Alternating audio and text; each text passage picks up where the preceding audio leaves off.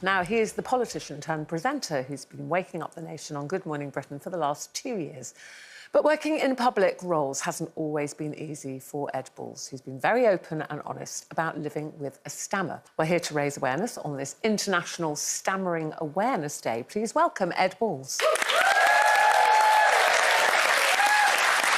Welcome.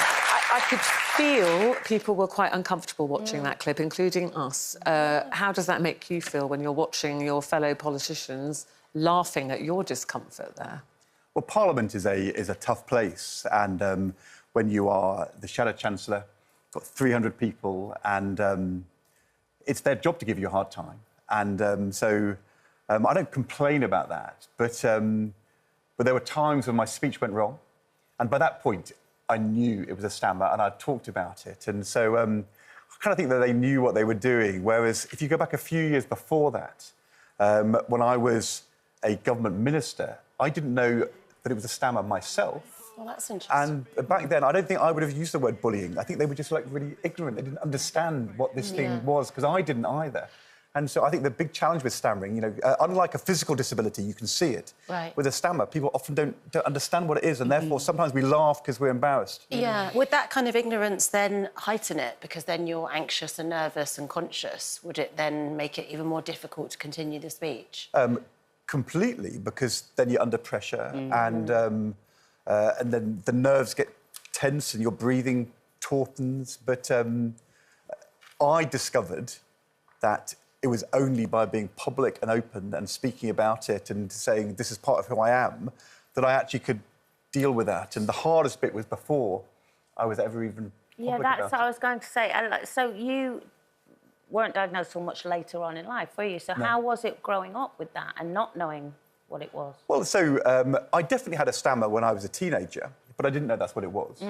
And but it just meant, like, in class, if you had to read out from a play and it was my turn and I knew I was about to have to read my words, it would get really tense, and I find the words really hard to come out. Yeah. But then, you know, I was in the Treasury, I was an advisor, I didn't have to do public speaking. And then the first time I was selected as a Member of Parliament, and I had to go on to Newsnight, Any Questions, and suddenly I couldn't get the words to come out. And I think one of the things which I didn't understand then, people often think a stammer is something which is very sort of public, where you stammer, you can't speak. Yeah. But actually, loads of people with a stammer, like me, like King George VI, like Winston Churchill, they have what is called an interiorised stammer, which happens inside, and you don't overtly stammer, but you block, so you can't get the words to come. And it's odd and it's uncomfortable.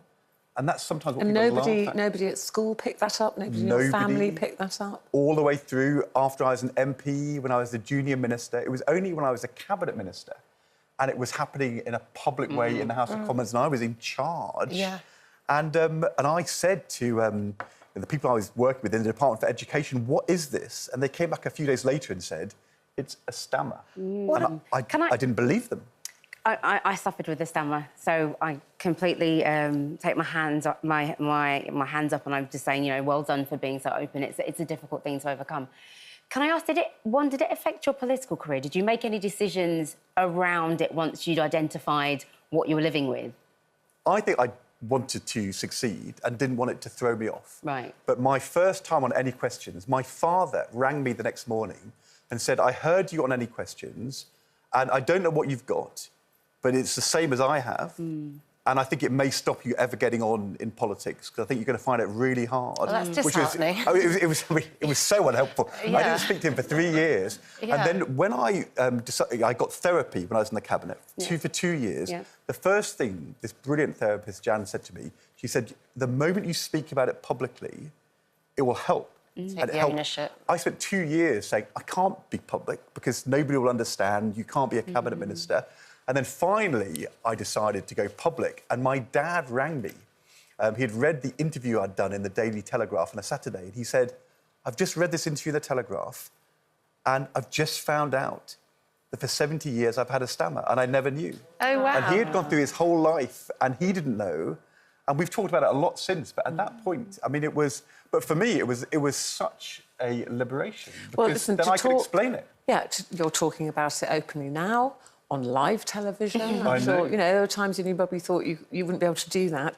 It's International Stammering Awareness Day, so thank you for making people aware. You're also Vice President for the Action for Stammering Children charity. Yep.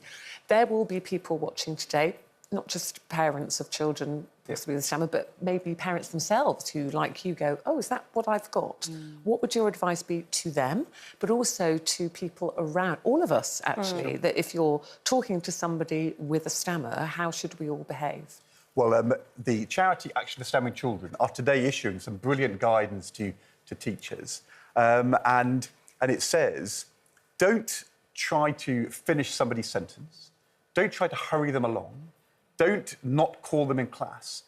Just wait and be patient and allow them to speak in the way they're going to speak.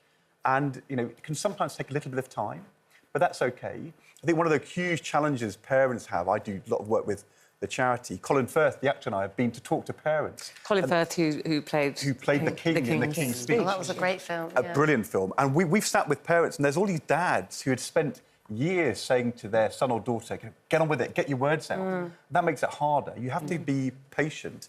But I think the other thing, which I think is really important to say on this day of all days, is there are loads of people who go through their whole life and they never even understand they have a stammer.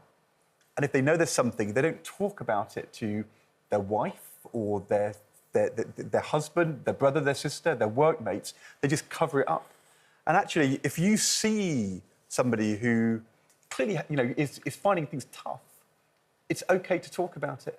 And I do that from time to time. I'll see somebody who I've never met before and I'll say, do you have a stammer? And in that moment, it's always risky because I don't want to offend them. But on the other hand, you know... And what response have you had? Well... Do people say, I'm so glad you asked me that? I had a message a couple of weeks ago because on Good Morning Britain, we were talking about stammering. And it was a moment with Gareth Gates that you showed in the clip earlier. And I had a message from a guy who had driven me in a car back from a TV show 10 years ago. We'd had a conversation where I'd said to him, do you have a stammer? He said, well, I don't know. And I talked to him a bit about it. He said that he spoke to his wife about it. It changed his life because suddenly he realised what it was and started to understand and started to relax about it, to kind of see it's just part of who he is. Acceptance. Remove the shame, I think, as well. It's not a shameful thing. It's actually quite common. It's very common. Yeah. And it's 1 in 50 adults, and actually, interestingly, men are 3 to 4 times more likely to stammer than women. There are lots of girls who stammer and women who stammer, but there's more men. It's often passed down from fathers to sons or fathers to daughters, and you can be so much better at it by understanding it. You know, I now on Good Morning Britain, I read an autocue on the TV every morning. If you'd said to me 15 years ago you could read the autocue, I would have found that like impossibly difficult. But I can do it now. Look, it doesn't always go right, and every now and then there'll be a word. If there's a thing in the autocue that starts with an H, I'll always get that wrong. And so the programme knows not to start sentences with H's. But you know, there's stuff you can do, but it's not something which ever goes. No. But you manage it. I can ride my stammer really well. Nobody really notices it. Well, what did I say to you when we all said I didn't know you had a stammer? I stammer all the way through this interview, and an expert would know. Yes. But it's only by being, I think, actually accepting. You can definitely get better, but in the end, if you try and hide it or conceal it or deny it, that adds to the pressure. Whereas, you know, it's just part of who I am. Yeah. I'm quite proud of it. Absolutely. Very powerful. Well, listen, as we've said, it is International Stammering Awareness Day. Thank you so much for sharing that with us, and that will be so helpful for so many people, including us. And the charities, Stammer for adults and Action for Stammering Children for children. There's loads of support and guidance. So if you've got a child or a brother or a husband and you wonder, go and read about it. It's what I did when I was in the cabinet, and it changed things for me. We can hopefully put the details of that on our website as well. Thank you very much, Ed Balls, everybody.